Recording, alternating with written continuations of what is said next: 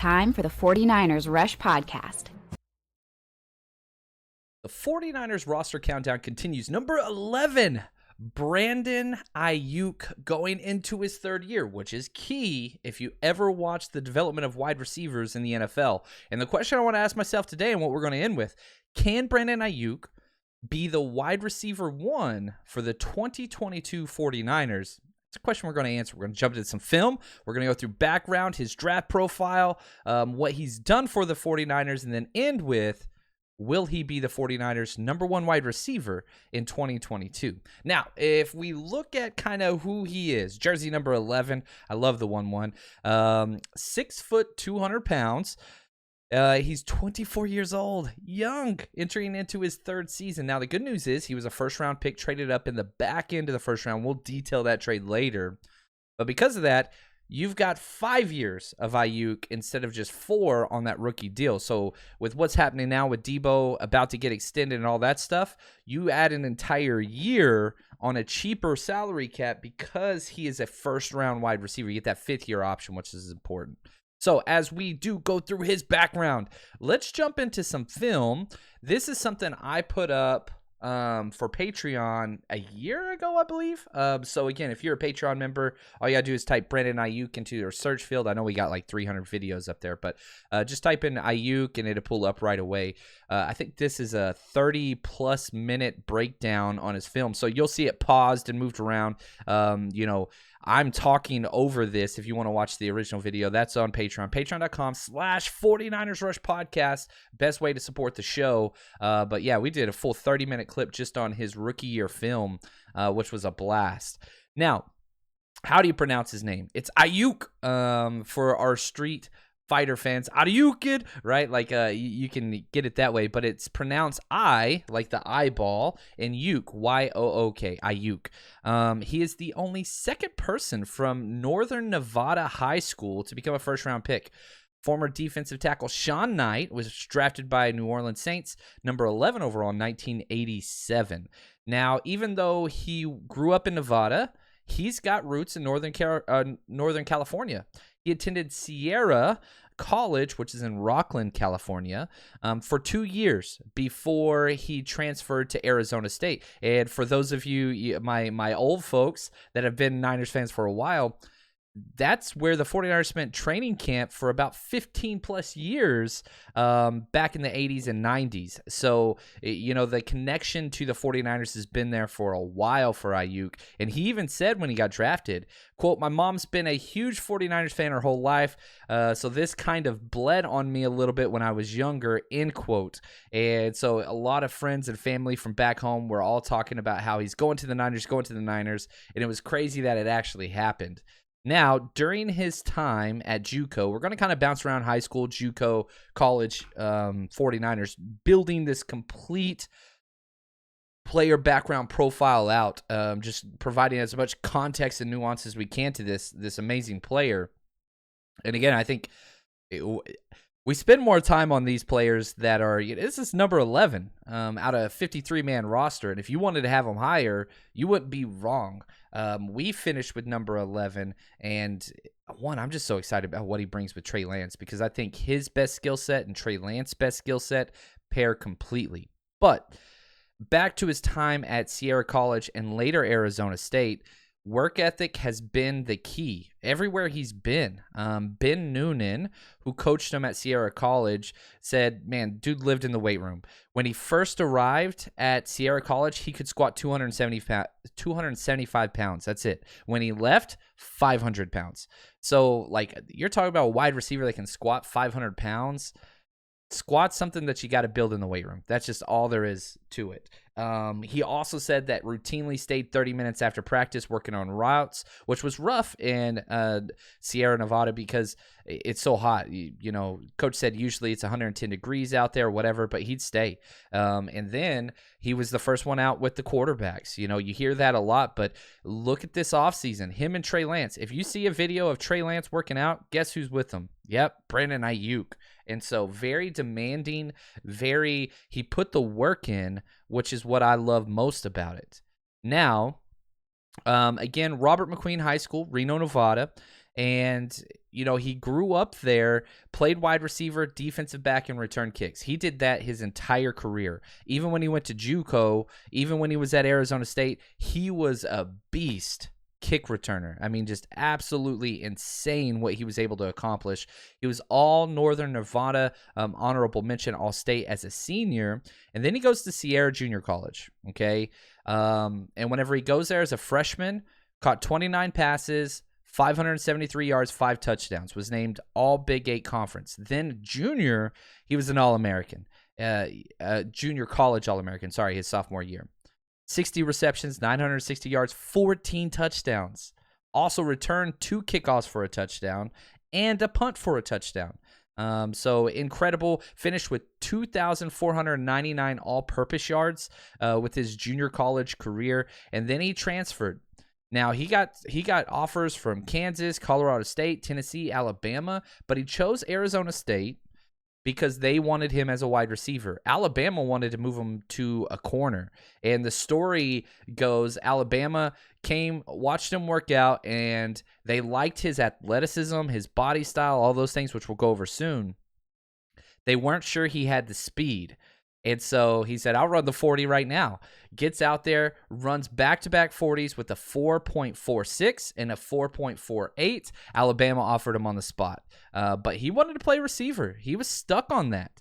And so he chose Arizona State, which is important for the Niners fans because guess who the head coach is? Herm Edwards. What does that mean? He is best friends, not good friends, best friends with John Lynch. That was the connection that got him to the 49ers, and they will take players if they can trust the coaching staff. They've been burned by Alabama in the past, and so, you talk about Brandon Aiyuk and his journey. If he chose to go to Alabama, he is not going to be a 49er, period. Not after that Reuben Foster thing. They're not taking a top-tier player from Alabama. They just don't trust the coaching staff. They feel they were lied to. Anyway, take that for what you will.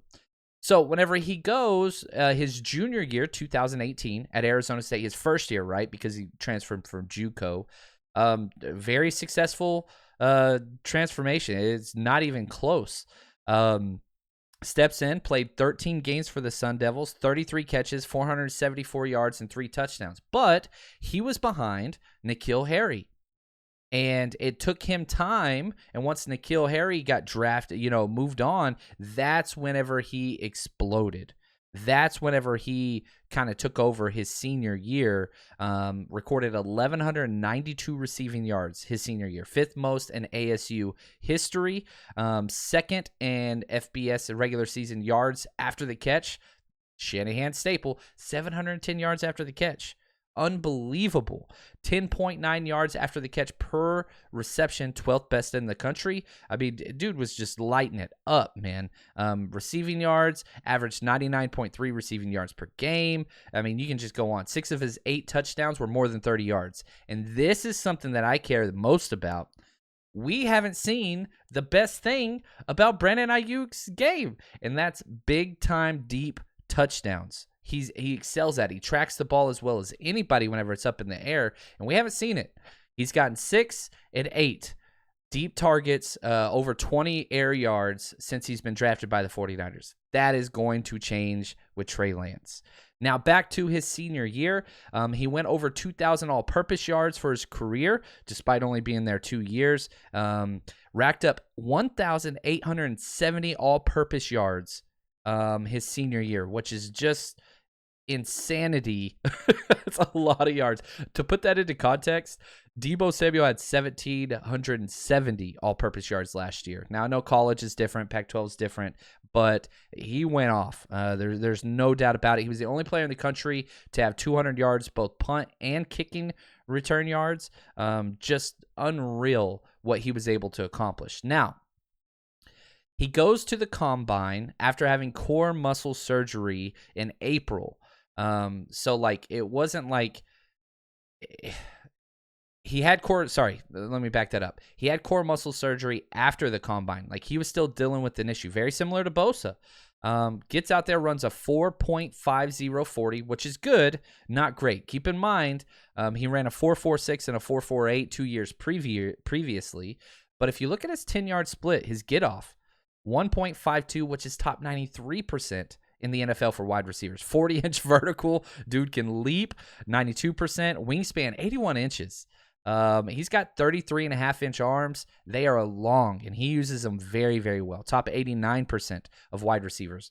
9 3/4-inch hands, check. Bench press reps 11. Broad jump 128. That's wonderful. I mean, he had so many traits that you want as a wide receiver, and those long arms. He's only 6 foot, but it doesn't matter whenever you have arm length like that, because he can just go pluck the ball out of the sky, especially a 40-inch vertical. So if you're looking at catch radius, it's top of the list. That's all there is. He got drafted in the first round, pick number 25. The 49ers, they jumped up and got him.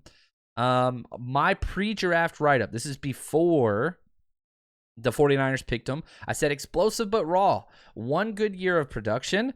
I went through and talked about how some plays looks like he has the best hands in the draft and snatches the ball perfectly out of the air. Then he proves you wrong with the routine drop. Still has a couple of those. Very raw, bit of a project wide receiver with insane upside. Does not run the full route tree. Arizona does not ask them to do that. Arizona State, sorry.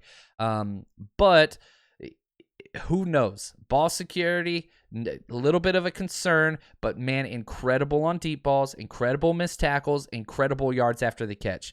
Just needs to be coached up. Now, my player comparisons for him, again, this was before he was drafted. Nate Burleson, Justin Jefferson, and CeeDee Lamb.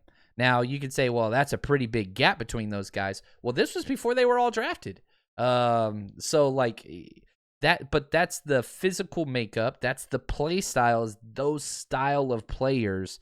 That's what he had. I said he would be drafted anywhere between late first to third round. The biggest differential of any wide receiver in the draft. And 100% he lived up to that. Now, quotes from Kyle Shanahan and John Lynch after they drafted him.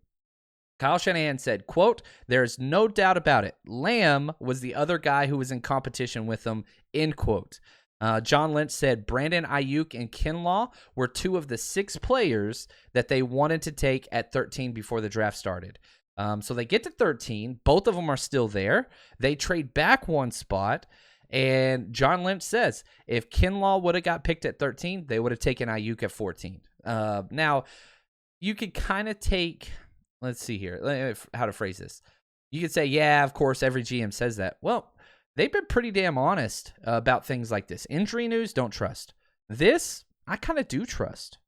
Now, the trade that they got to get Aiyuk is interesting because they fell back from 13 to 14 with the Bucs, and they got an extra 4th rounder for it.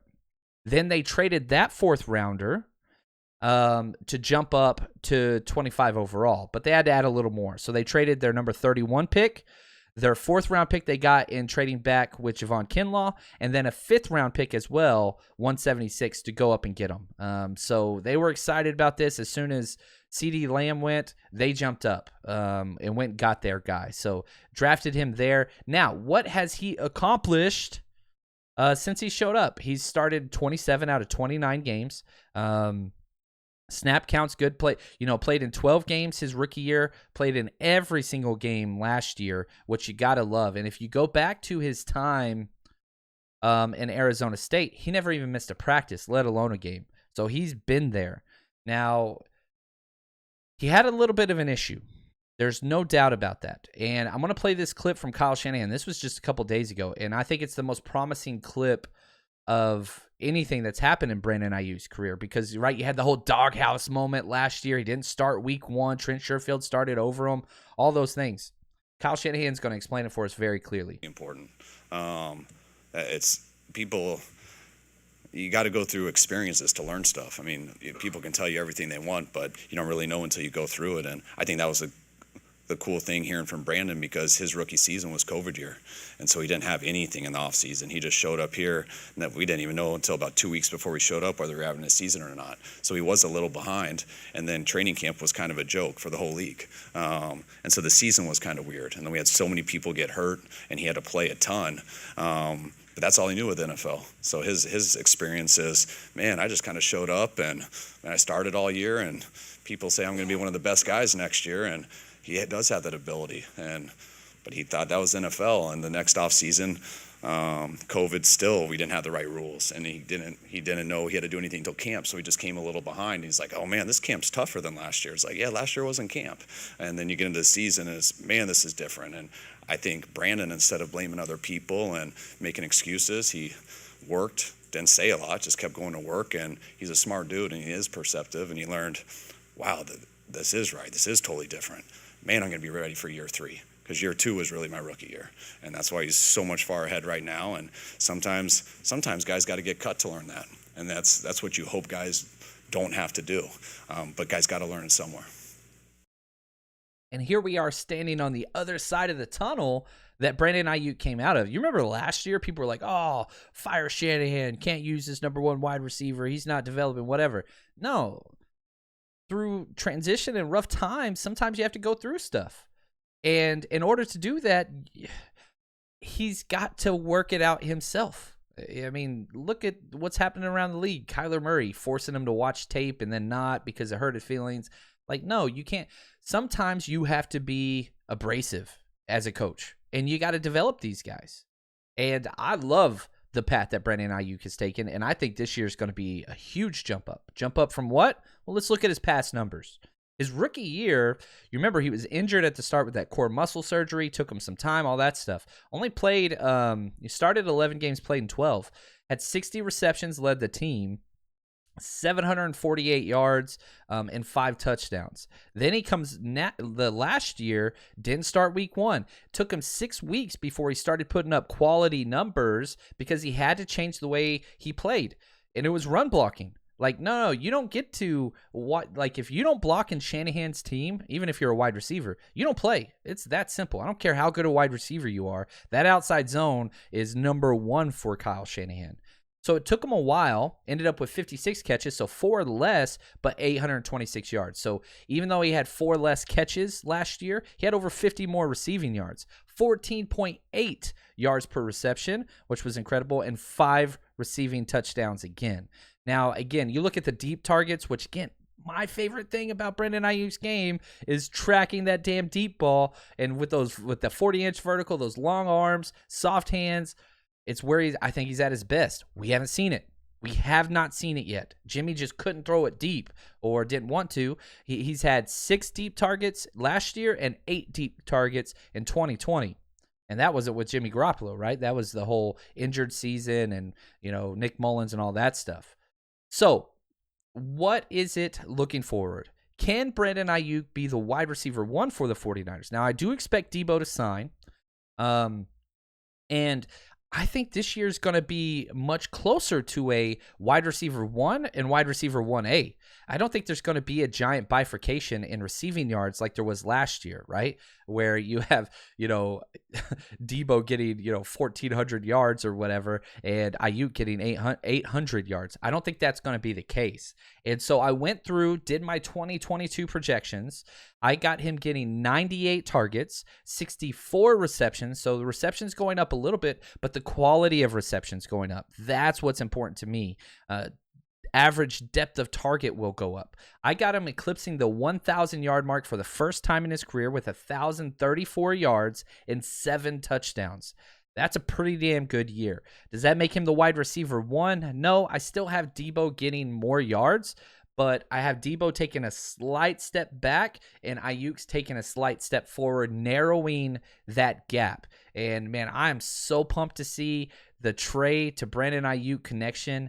It's going to be huge because I think Trey's skill set matches closer with what Brandon Aiyuk has to offer than Debo, but Debo is just different. Even though he matches better with Aiyuk, Debo's still Debo. So I'm excited, pumped for what Aiyuk can bring. He's our number 11 player, and I want to thank Josh and Anthony for everything that they've done, all the research, man. They are diving deep, and I love it, the executive producers of this series. And for us, it's time for the top 10, baby. We're just going to keep counting them down.